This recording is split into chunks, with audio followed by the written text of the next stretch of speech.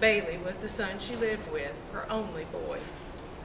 He was sitting on the edge of his chair at the table, bent over the orange sports section of the journal. "Now look here, Bailey," she said. "See here? Read this." And she stood with one hand on her thin hip and the other rattling the newspaper at his bald head. "Here this fellow that calls himself the Misfit is loose from the federal pen and headed toward Florida.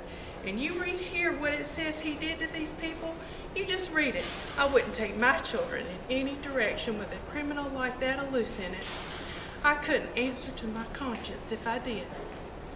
Bailey didn't look up from his reading, so she wheeled around then and faced the children's mother, a young woman in slacks, whose face was as broad and innocent as a cabbage, and was tied around with a green head kerchief that had 2 points on the top like rabbit's ears. She was sitting on the sofa feeding the babies apricots out of a jar. The children had been to Florida before, the old lady said. "You ought to take them somewhere else for a change so they would see different parts of the world and be broad. They had never been to East Tennessee."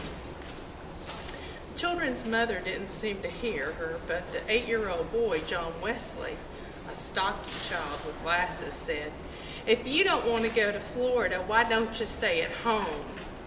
He and the little girl, June Starr, were reading the funny papers on the floor. "She wouldn't stay at home to be queen for a day," June Starr said without raising her yellow head.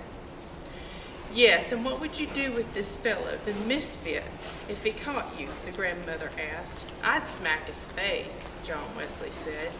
"She wouldn't stay home for $1 million, June Starr said, afraid she'd miss something.